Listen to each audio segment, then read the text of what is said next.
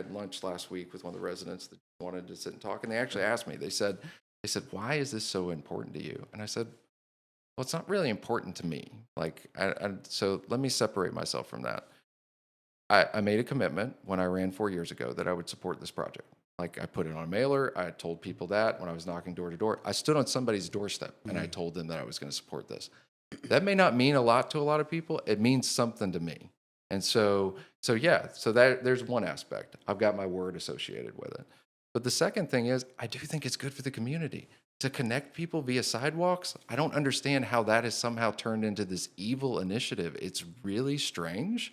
I mean, I understand why residents are against it because of the fear of the change, and maybe they like the things the way that they are. I understand that. But to make it out to be this evil thing, I don't really understand that. And I don't know that I'll ever understand that part. But I do understand that fear is a very powerful emotion. And I think that's what's driving a lot of the angst against it.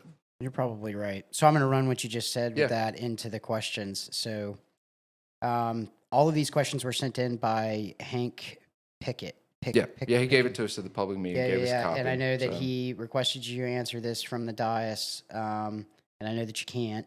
Yeah. Because I mean, you can, but you were but advised I'm putting myself against at it. risk for other things. Yeah. So you've been advised against it. Yeah. But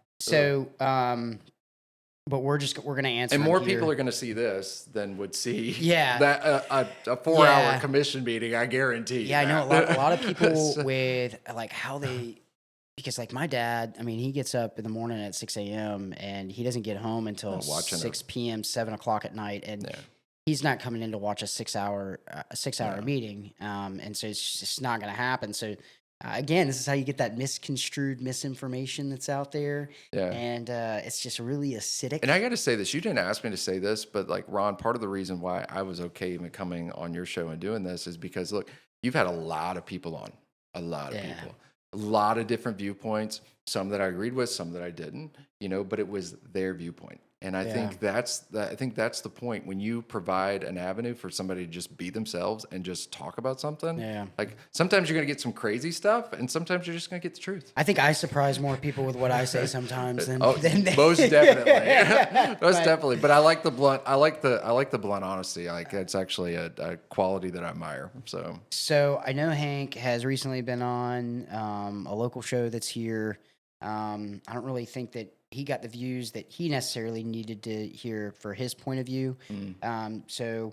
But you're definitely going to be able to answer these questions in a public setting because, I mean, this is going to go, I know. So that was one thing that he said. He used something, the brink of failure, that was referring to a Facebook post. And then you said that you were going to, want me to respond and then on Facebook. Like, you don't need to. You don't need to. Like, I mean, that's literally where it came from. Dude, come on, bro. Like, let's at least stay consistent with where you get your information. Yes, which you can follow at facebook.com/votejoshstreet. So, all right. So what does the path, what does the path being on the brink of failure mean? Because it's in quotation. So as time has gone on this project, and this has been a 2-year project, what we received in verbal communication from FDOT, we've only gotten the negative. Like, we've not had anybody write us letters of support. We've not had anybody write those things. So all of these surveys and these sign-up things and at times lobbyists, all of this stuff has been kind of coming into FDOT, and they're like, well, is there public support for this project? And me as an elected official, I feel like, and I think this is something people should really be concerned about, when you have 4 elected officials at a city saying there's public support for something, and then there's a question of whether or not there's public support for it, I think, that should communicate something. It's already been said. I mean, he's already made it very, very clear that it didn't matter if the people wanted it or not. It doesn't matter if the non-binding referendum goes or not. No, I mean, and look, I respect his viewpoint. I don't think that's necessarily democracy, but that's okay. Like, I mean, you can. Someone like me, though, a veteran coming back home and hearing a politician say that they didn't care what the people, it's not for him to decide. Yeah, that's something that was rights from the people to be able to vote on something that was paid for in blood. Yeah. So you're going to talk about somebody being humble. He And thank you for needs, your yeah, service, yeah, brother. yeah, no, So, no, no, like, no. No, I'm but saying though, like like, as somebody that hasn't been, I like that means but a it's whole like, lot more as for coming from somebody that I've been has to been several on that. funerals where I watch a flag get folded and Yeah. and handed to a widow or to a mother, and then we sit there and we say that we make these sacrifices from being away from our family, going to war, whatever, and then you come back home and seeing that and hearing somebody say it, it's very, very hard. As someone that has served, and I do know people that have given the ultimate sacrifice, to hear something like that, because I'm like, who do you think you are?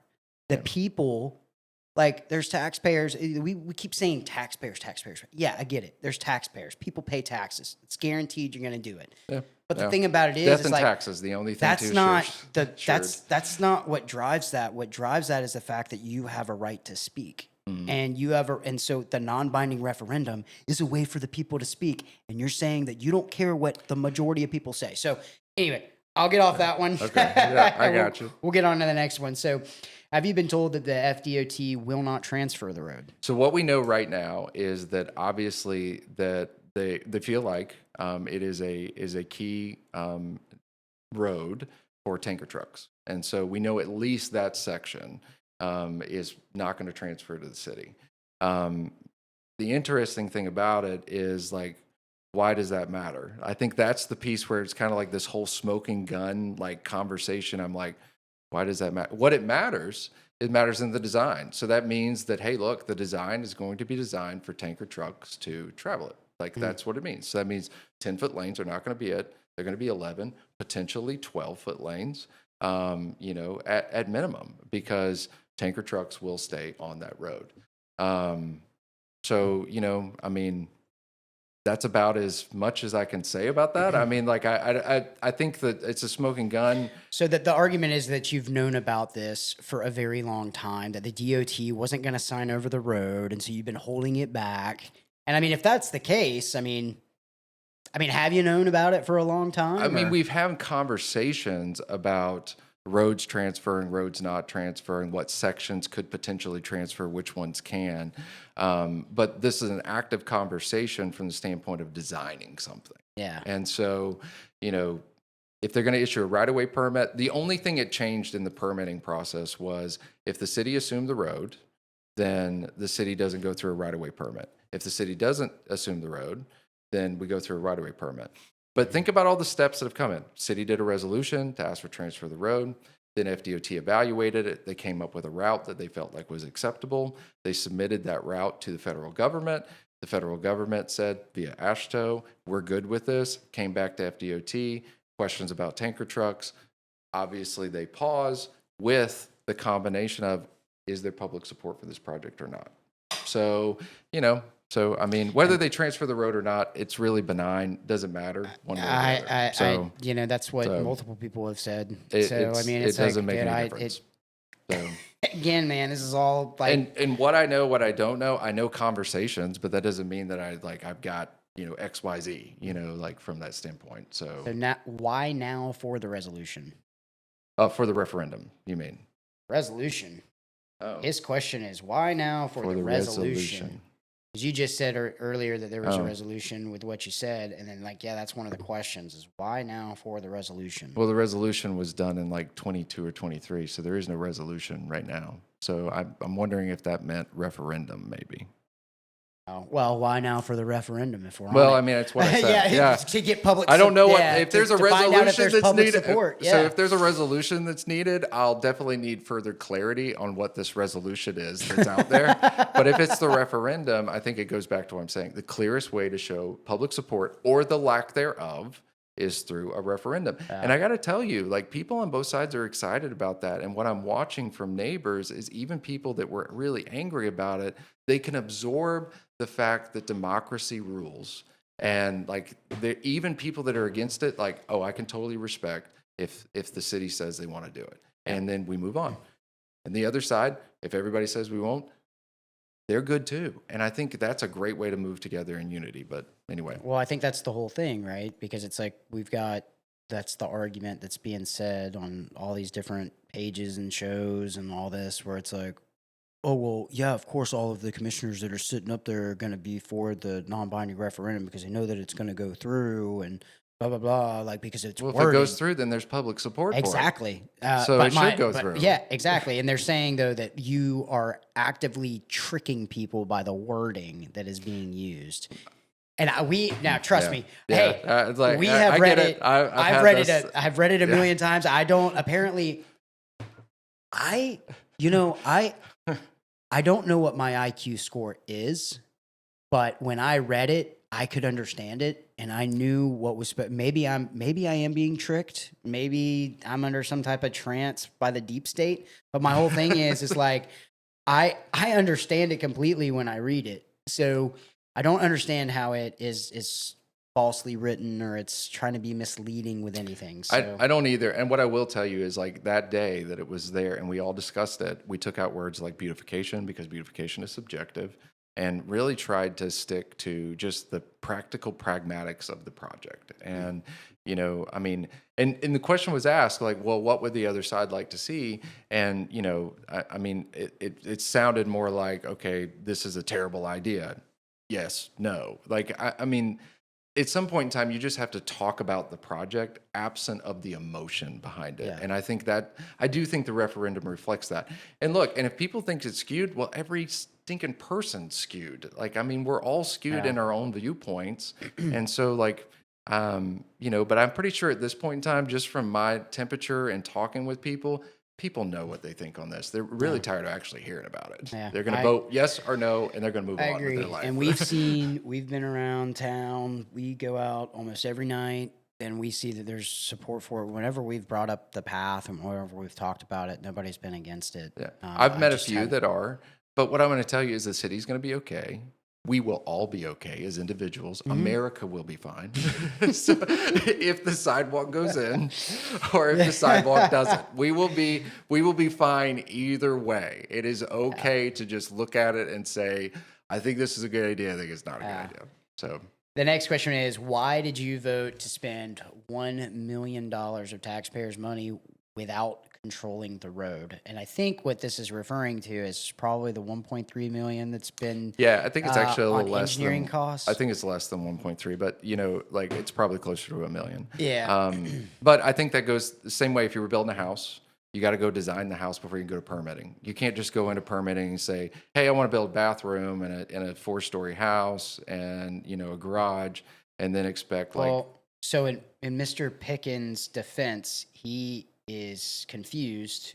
This is just how I'm seeing this, because again, this goes back into the same thing where he's like, why did you vote to spend $1 million of taxpayers' dollars without controlling the road? Yeah. Well, again, controlling the road, this is it's gone, because that doesn't mean anything. So really the question is why did you vote to spend $1 million of taxpayers' dollars? My question would be, why'd you spend over $1 million or close to $1 million on engineering costs and all this without knowing how the community felt about it?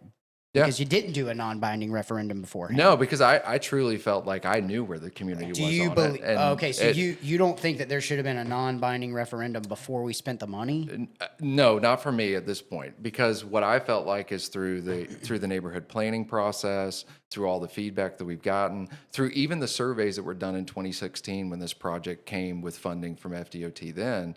In all of those, it showed support for it. Yes, it showed some lack of support for it, but there was a lot of support for it. So then it comes down to me as an elected representative: is do I feel like people support this or they don't? And you know, from my feelings and having knocked doors, you know, 4 years ago now, and now, I don't think people's minds have changed much. People are pretty much, if they were against it then, they're against it now, and if they were for it then, they're for it now.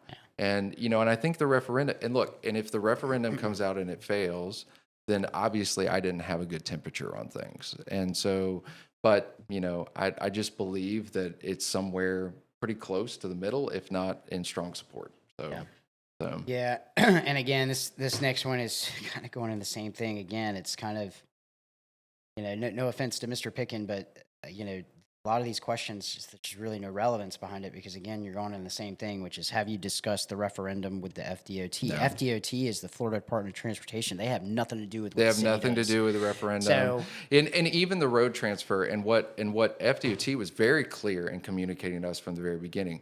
Road transfer, Beach Drive sidewalk, two separate things. They are not together. What it did affect was the design. But the design was really just the lane width. And so that's so really I'll go back into that, by the Yeah. way, because Jonathan Hayes straightened me out. And this will actually straighten out a couple of those other shows that are out there on Facebook that are local. Because I heard one the other day where two individuals were talking, and they're sweet women.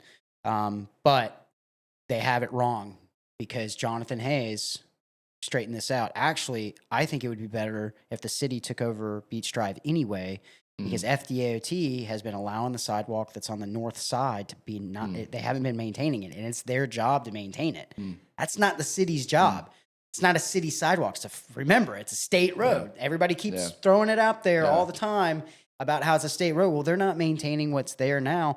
We're literally sitting there and saying that we want to take over the road. We're taking responsibility of the road. We're taking responsibility of a new sidewalk that's going to be built. Yeah.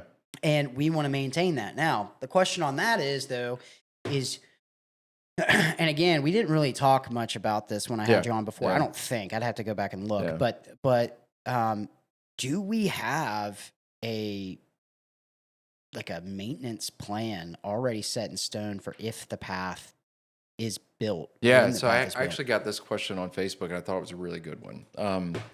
So every project, depending on where the funding comes from, specifically as a grant, has where can you get the maintenance for it from? MLK Rec Center is a good example. Funding comes from it from a lot of FEMA project funding, as well as some insurance proceeds are going into building that project. Because of its location in a low to moderate income area, we can actually spend a yearly allocation that we get from HUD CBDG funding to help fund that facility. Then you go on to Beach Drive. The great thing, and I know this may sound strange, in one aspect, I'm a little disappointed that the road transfer is in question. But in the other way, I'm kind of excited that it is because it's access to more funding. All of these roads are funded through the Florida Trust. Because they're federal highways, they have a federal highway allocation that comes to them. So there is maintenance from that, although you just acknowledge that the standard is not always at the one that you would want it to have. And so that's where the city comes in and supplements with other funding sources to do that. Beach Drive has been a postcard picture since the 1913. I mean, I think that was the first postcard the historians could find. Nothing would make me more upset than to have an unmaintained, ugly-looking road that I think is one of the most beautiful ones that we have in the city. Yeah. And so when I look at it, I want my family to enjoy something nice. I want the residents of Beach Drive to have something nice to look outside their front door. And so dedicating funding to it should treat it just like, even though it's not a park, you should treat it at the standard that you would. And so out of respect for them, but also out of the respect for the city, because it is something beautiful that we can celebrate together. So. Absolutely. I know it's kind of sappy. Sorry. No, it's perfectly fine. I mean, it's an answer, and I can only imagine these are the same answers, the same conversation that you would have with Hank if he did give you the time of day. Exactly. I mean, and we've had some great conversations. So, I appreciate Mr. Picken. I respect him. I think he's also a veteran, I believe, as well. And so, I mean, he's a genuinely good dude. Well, I am going to throw up the text message where you tried to talk with him. Yeah. And he didn't want to talk to you because he wanted you to do it publicly. So we're helping him out. Yes, that's exactly right. Definitely going to go public. I hope this satisfies that, since we can't have a conversation together. Yeah.